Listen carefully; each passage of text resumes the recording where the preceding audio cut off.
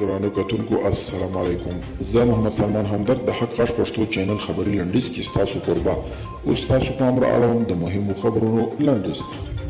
افغانستان د اقتصاد وزارت وایي چې په وروستیو 5 میاشتو کې شاوخوا 102 غیر دولتي مؤسسو ته چې 145 کورنۍ او 8 بهرنۍ وي د فعالیتو اجازه ورکړې ده.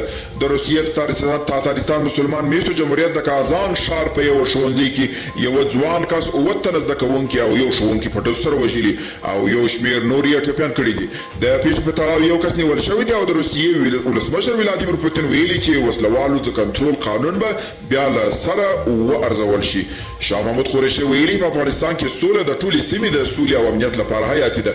وروسته له هغه چې د پاکستان پوځ لوی درستیز جنرال جاوید باجوا تیره ورځ له ولسمشر غني سره ولیدل، وروسته د پاکستان د بهرنیو چارو وزیر شاه محمود قریشي ویلي چې په افغانستان کې د تلپاتې سولې لپاره زیاتې هیلې غوړېدلې دي او ازبکستان په خپله خاوره کې د بهرنیو ځواکونو د اډو کوربتوب رد کړی دی. د ازبکستان د دفاع وزارت د دوشنبې په ورځ ویلي چې په دې هیواد کې د بهرنیو ځواکونو ته اډه نه ورکوي. تیره اونۍ وال سټریټ جورنال د امریکا چارواکو په حواله ویلي و چې امریکا غواړي له افغانستان څخه د وتلو نه وروسته خپل یو شمېر سرتیر او تجهیزات ازبکستان کې ځای پر ځای کړي.